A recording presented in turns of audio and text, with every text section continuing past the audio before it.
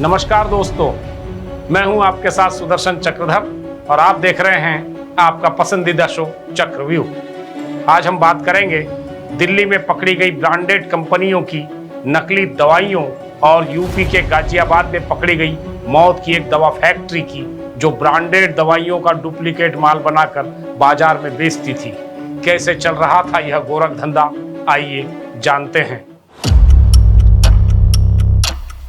भारत में नकली दवाओं के उत्पादन और प्रसार का बाजार करीब 35,000 करोड़ रुपयों का है।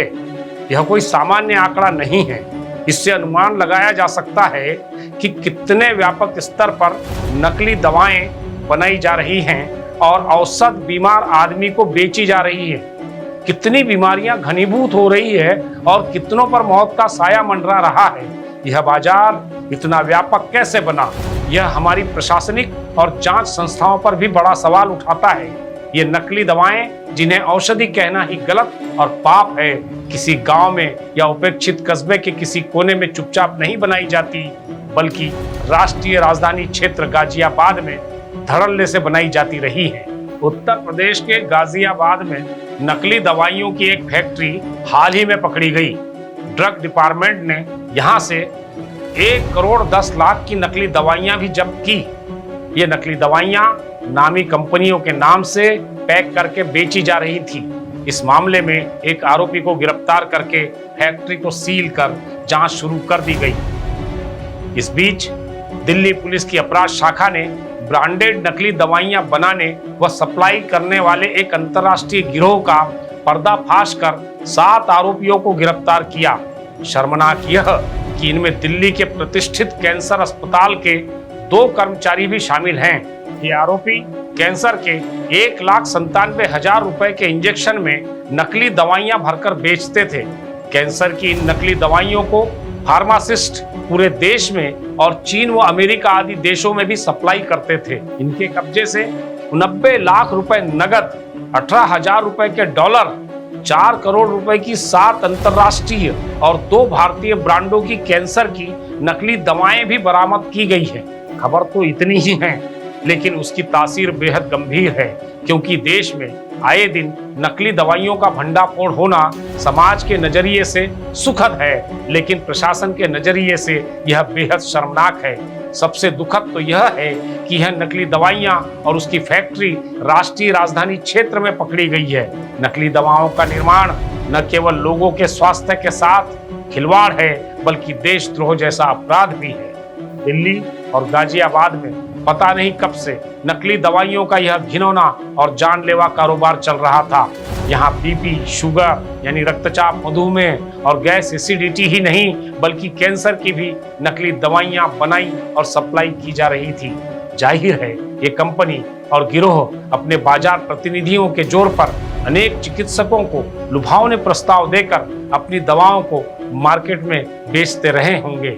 औषधि विभाग, क्राइम ब्रांच और पुलिस के हाथ तो महज 5-6 करोड़ रुपए की ही नकली दवाएं पकड़ में आई हैं, पर वास्तव में न जाने कितनी नकली ब्रांडेड दवाइयों की बिक्री ये गिरोह पहले ही कर चुका होगा।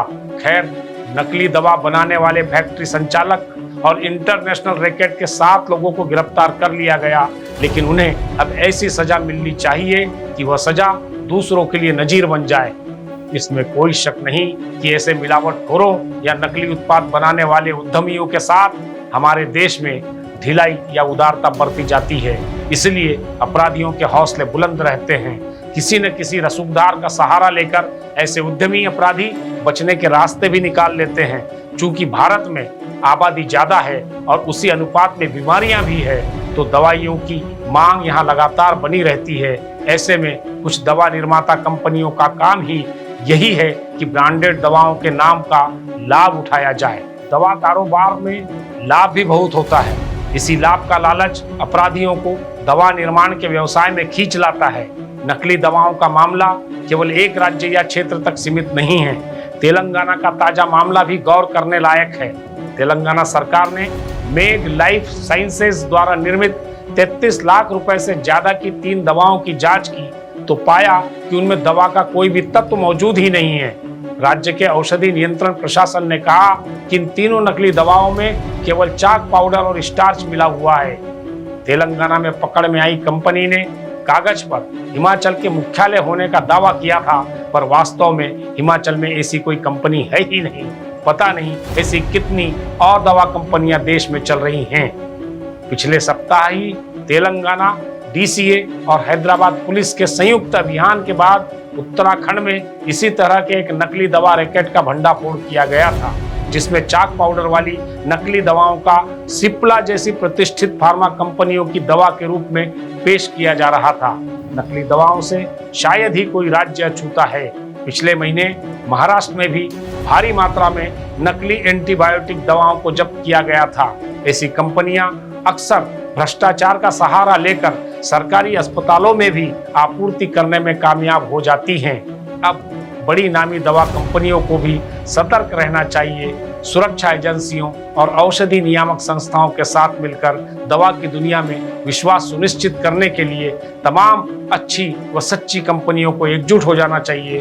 देश में जहर और मौत की दवा बेच रहे दवा निर्माताओं के खिलाफ जितनी सख्ती बरती जाए उतना ही अच्छा है, तभी देश का भला होगा।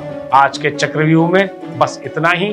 अगली बार फिर किसी नए मुद्दे पर करेंगे चर्चा। नमस्कार।